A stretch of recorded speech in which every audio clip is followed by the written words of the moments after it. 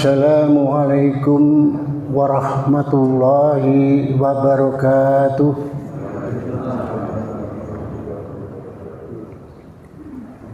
Bismillahirrahmanirrahim.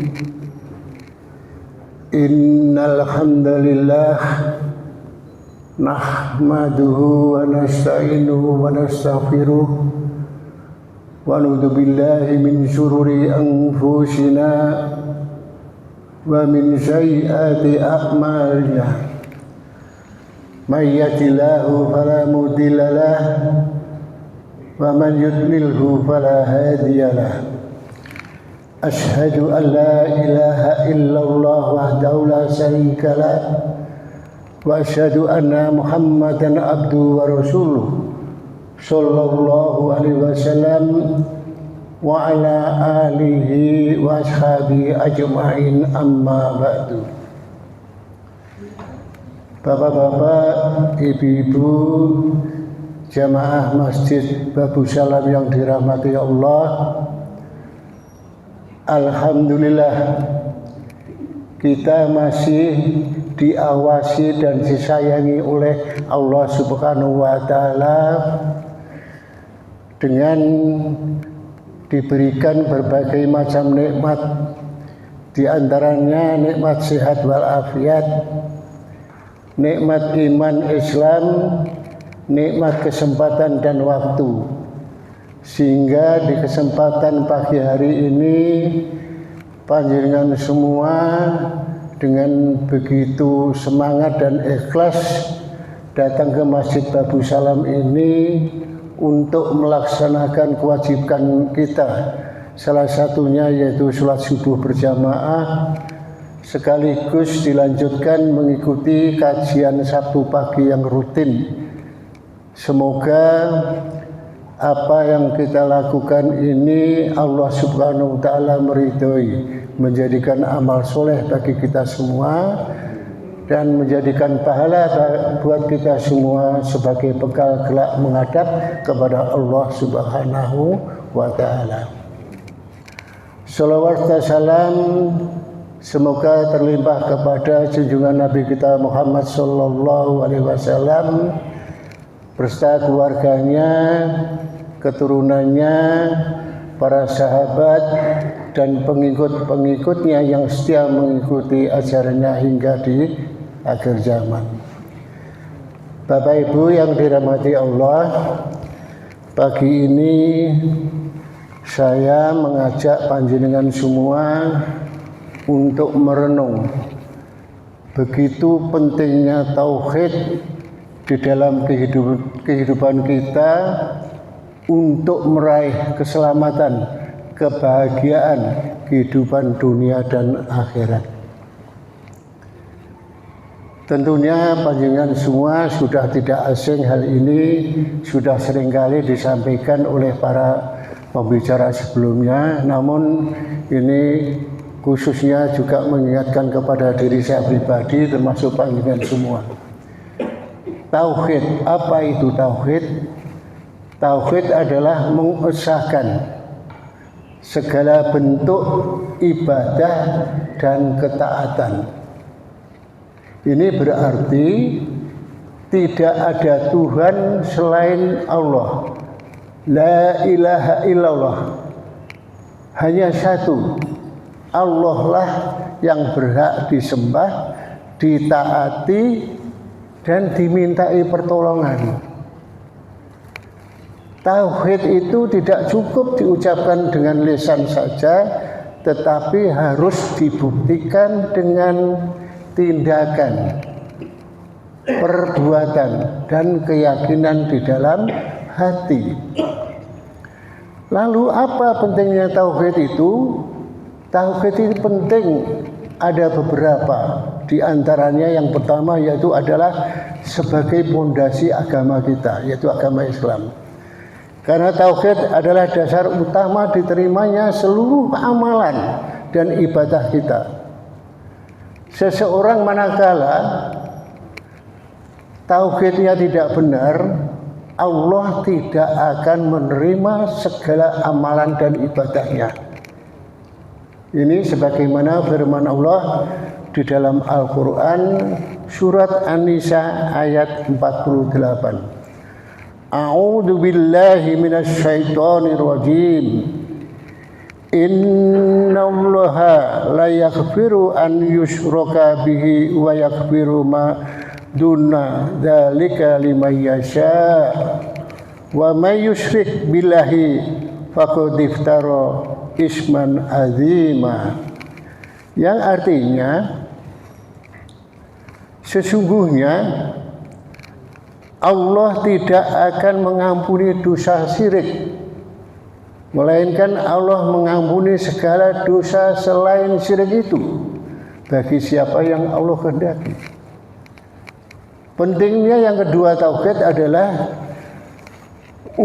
bisa memberikan suatu ketenangan hidup kita sebagai umat muslim, di mana tauhid memberikan ketenangan jiwa, kedamaian hati. Orang yang bertauhid tentunya akan merasa tenang, tentram di dalam menjalani kehidupan ini. Karena apa? Mereka selalu menyandarkan segala urusannya itu hanya kepada Allah Subhanahu wa taala semata.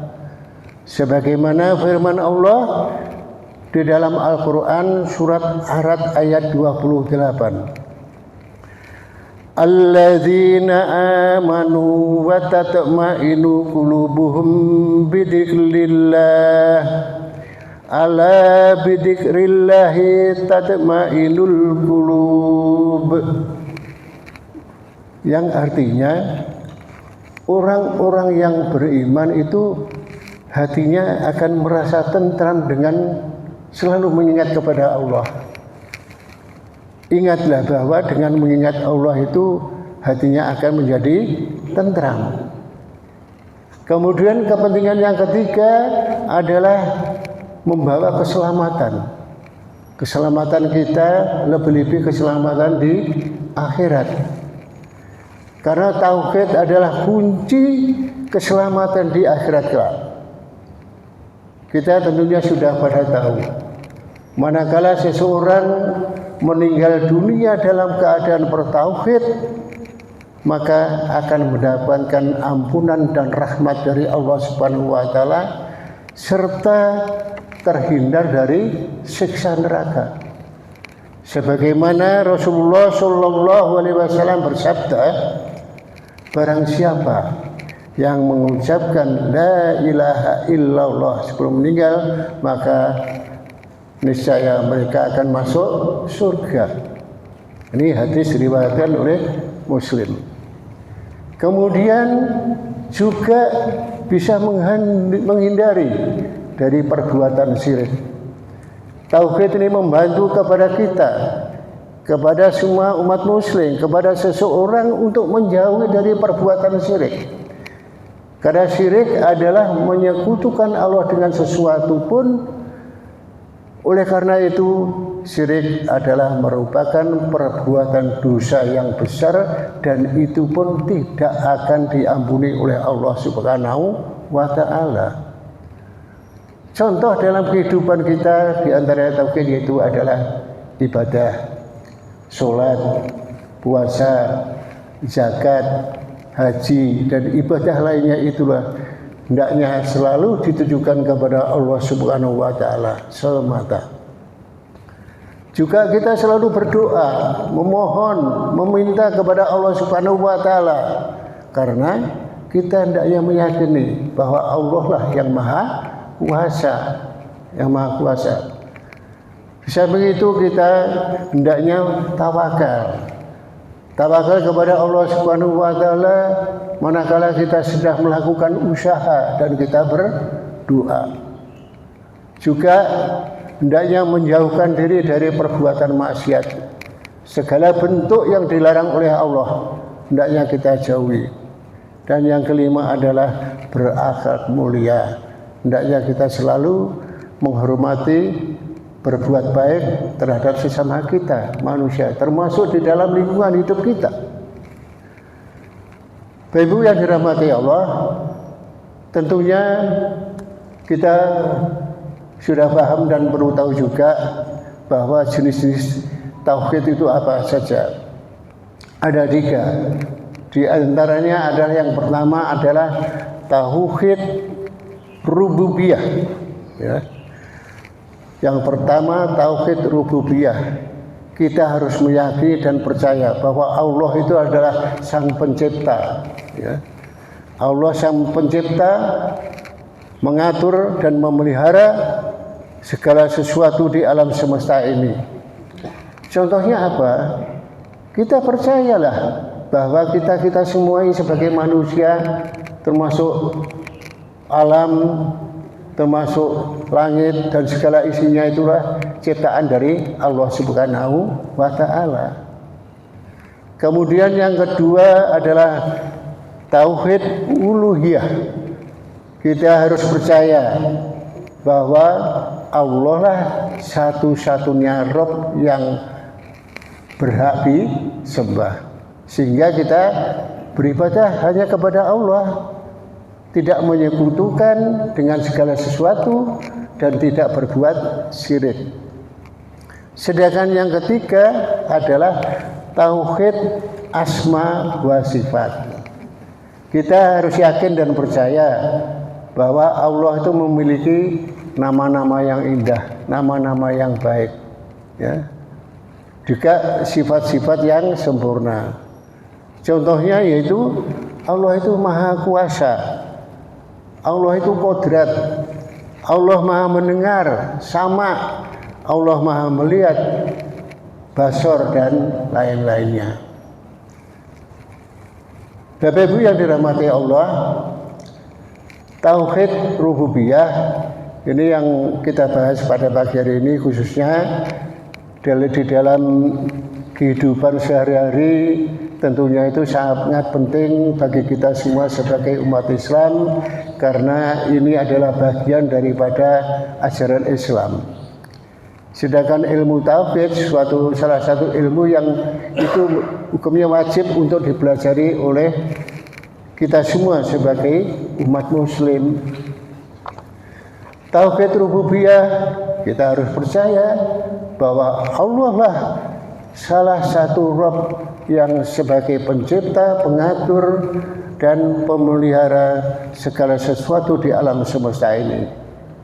Begitu juga mengajarkan kepada kita agar supaya kita itu sadar bahwa segala atau semua yang terjadi, apakah itu kehidupan, kematian, rezeki, takdir dan segala sesuatunya itu adalah kehendak Allah serta kekuasaan Allah Subhanahu wa Ta'ala. Oleh karena itu kita harus percaya bahwa Allah Subhanahu wa Ta'ala itu adalah pencipta segala sesuatu. Kita meyakini bahwa Allah lah yang mampu menciptakan seluruh makhluk, baik yang terlihat maupun yang tidak terlihat. Bahkan langit, bumi, gunung, lautan, bahkan molekul yang terkecil pun itu adalah ciptaan Allah Subhanahu wa Ta'ala. Tidak ada zat lain yang memiliki kemampuan untuk menciptakan sesuatu dari ketiadaan selainnya. Allah berfirman di dalam Al-Quran surat Al-Araf ayat 54. Inna rabbakumullahu alladhi khalaqas samawati wal ard khalaqas samawati wal arda fi sittati ayyamin summa istawa 'alal 'arsy yughsil lailan nahara yatlubuhu Haisya wa syamsa wal qamara wan nujuma musyakhirati ajrih ala lahu khalqul wal ard tabarakallahu rabbul alamin. Yang artinya sesungguhnya Tuhanmu adalah Allah yang menciptakan langit dan bumi, ya, yang menciptakan langit dan bumi dalam 6 masa. Kemudian Allah adalah berkuasa atas arsy. Allah menutup malam pada siang dengan mengikuti begitu cepat. Allah menciptakan matahari, ya, bulan dan bintang-bintang yang tunduk mengikuti perintahnya. Oleh karena itu hanya milik Allah lah segala urusan dan ciptaan itu. Maha berlimpah anugerah Allah Tuhan semesta alam. Contoh dalam kehidupan apa? Manakala kita melihat keindahan alam ini, ketika matahari itu terbit dari ufuk timur di pagi hari, menyinari begitu alam semesta, lautan, tentu akan menambah begitu keindahannya manakala kita memandang. Termasuk gunung-gunung yang menjulang tinggi. Oleh karena itu kita akhirnya hati kita akan merasa kagum bahwa itu semua adalah adanya Sang Pencipta, yaitu Allah Subhanahu wa Ta'ala. Begitu pula ketika ibu melahirkan bayi, itu kita harus menyadari bahwa ada suatu kehidupan, itu adalah ciptaan Allah. Jika ada seseorang menganggap bahwa ada orang lain yang mampu menciptakan sesuatu, maka itu termasuk dosa besar, masuk dalam golongan syirik rububiyah. Berikutnya, kita harus percaya bahwa Allah lah yang mengatur segala sesuatu. Allah mengatur seluruh urusan alam semesta. Bahkan setiap pergerakan planet, jatuhnya air hujan, termasuk pergerakan nafas kita ini terjadi tentunya atas kehendak Allah Subhanahu wa Ta'ala. Allah berfirman di dalam Al-Quran, yaitu surat Al-Fatihah ayat 2. Alhamdulillahi Rabbil Alamin. Segala puji bagi Allah Rabb semesta alam. Contoh dalam kehidupan apa?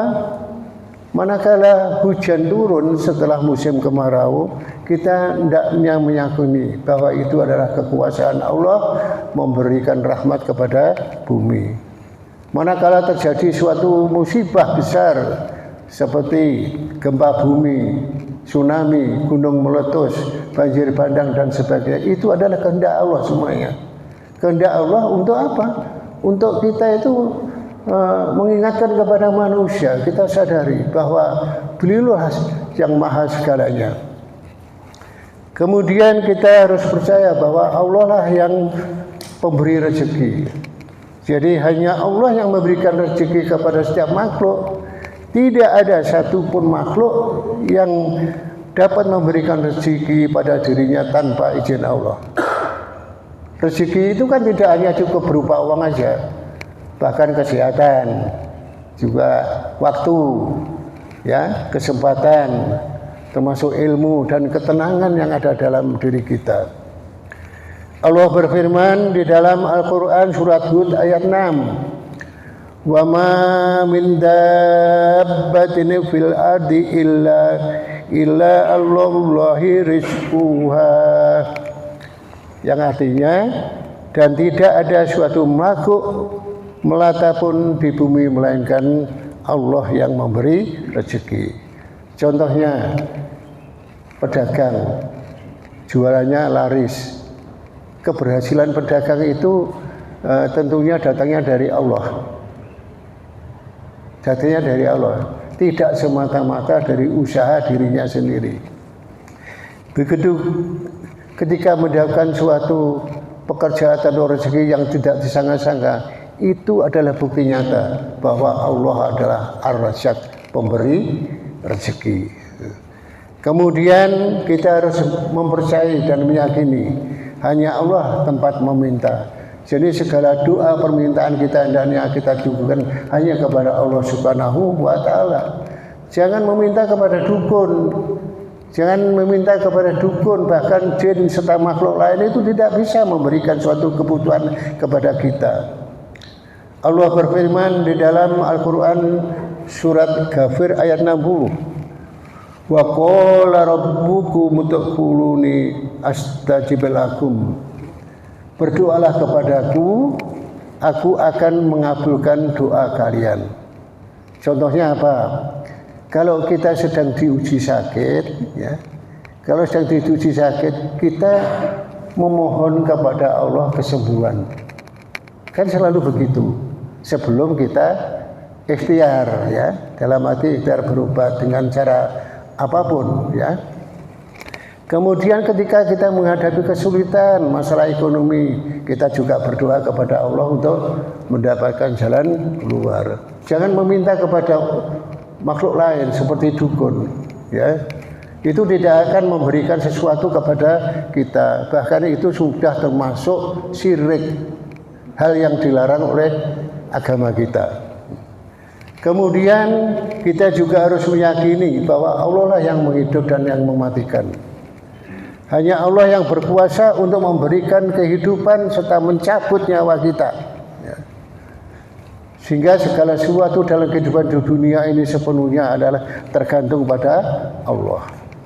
Allah berfirman di dalam Al-Quran surat Ghafir ayat 68. Walladzi yuhyi wa yumit fa idza qada amran fa innama yaqulu lahu kun fayakun. Yang artinya dialah Allah yang menghidupkan dan mematikan.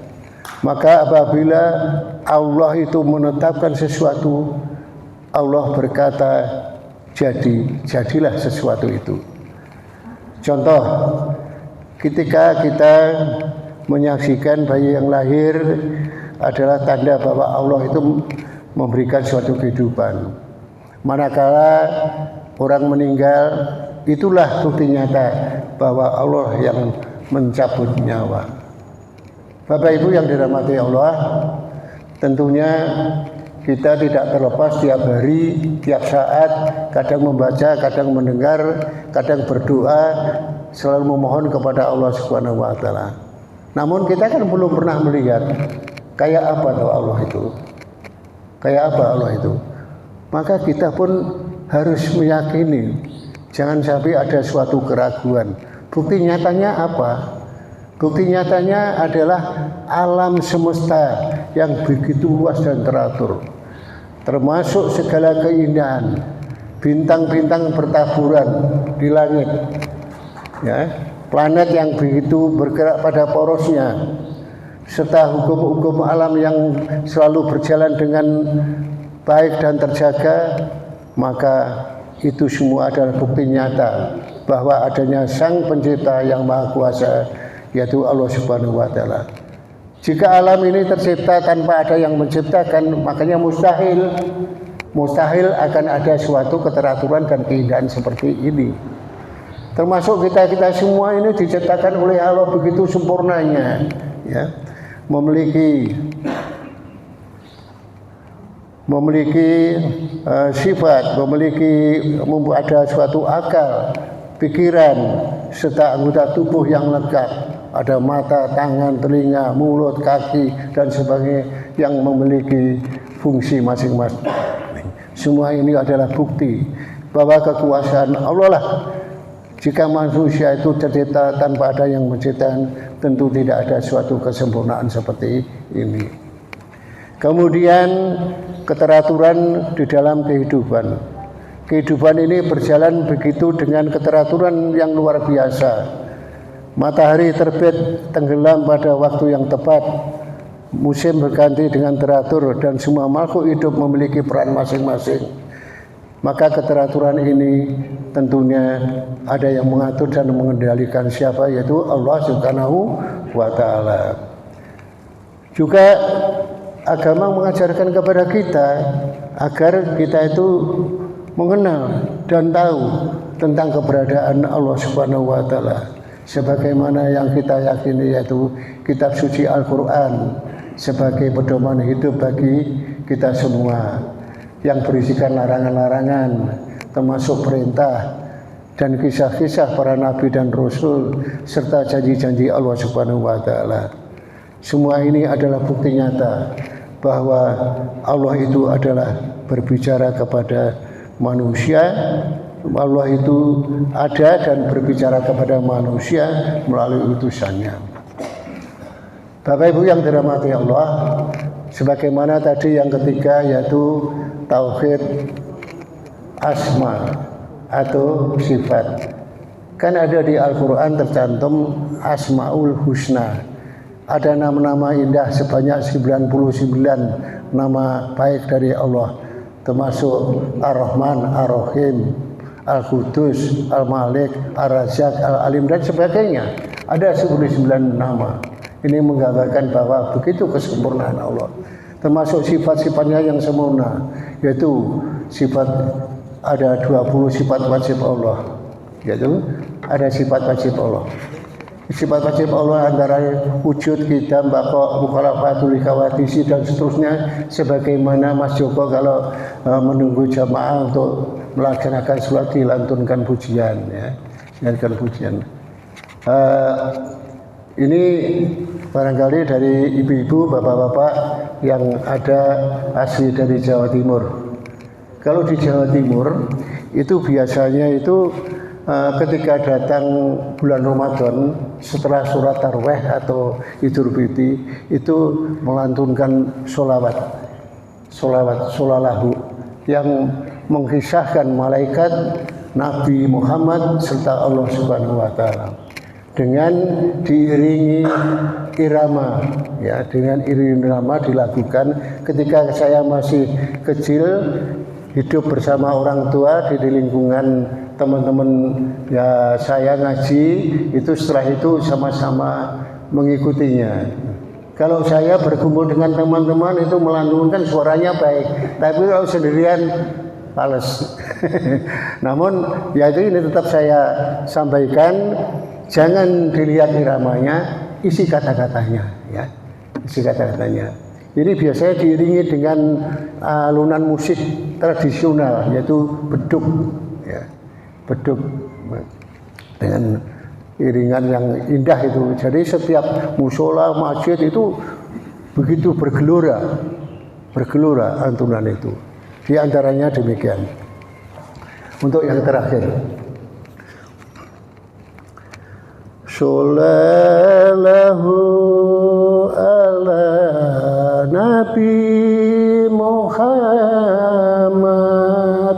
Allah wujud kita bakho mukhalafatul lil khawaditsi hiyamuhu bi nafsihi wadaniyah qudrat iradat ilmu hayat sama basor kalam khadiran muridan aliman hayyan samian basiran mutakaliman.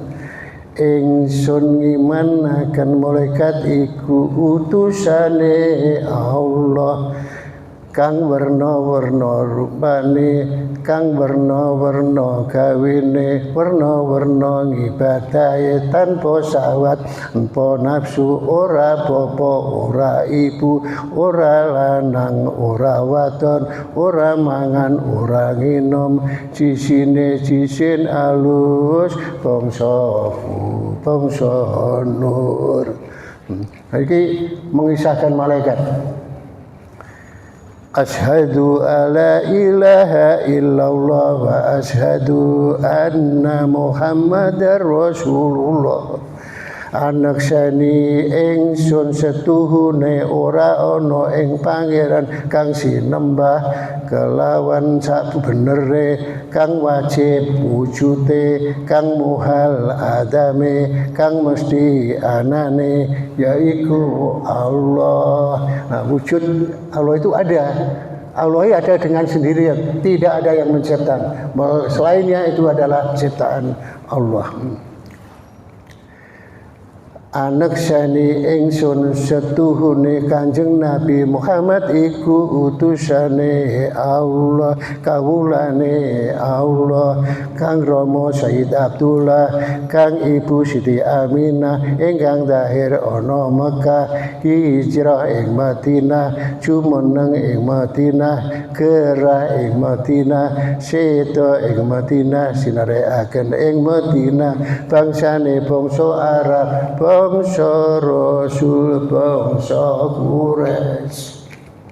utawi yusmane Kanjeng Nabi Muhammad itu suwida tahun punjul 3 tahun utawi maknane lafaz la ilaha illallah iku makna nafi lan isbat utawi kang den nafikaken iku sakai pangeran kang liya saking pangeran kita kang agung kang maha mulya utawi kang den isbataken iku pangeran kang sah kang setunggal kang ora dinatekaken dadekaken alam kabeh yaiku Allah tegese aran Allah iku aran ing dalem dat kang wajib wujude kang mukhalafane kang mesti anane ora werna ora rupa ora arah ora anggon lan sing sapa wong ngucapaken setuhune Allah iku werna rupa arah anggon mongko wong iku dadi kufur. Nah, makanya hati-hati kalau Allah itu menyatakan, oh Allah itu ada rupanya begini, rupanya ini baru sama seperti ini. Itu termasuk dianggap orang kufur. Orang yang tidak mengakui kepercayaan adanya Allah termasuk kafir. Itu ya Bapak Ibu sekalian yang saya sampaikan. Sebetulnya masih banyak ada yang memperkuat bahwa keesaan Allah. Ya Allah berfirman ada beberapa ayat di dalam Al-Quran, namun mengingat waktu yang tidak memungkinkan maka hari ini saya cukupkan. Insya Allah bisa disambung pada kesempatan yang lain. Atas perhatiannya terima kasih, kurang lebihnya mohon maaf. Wassalamualaikum warahmatullahi wabarakatuh.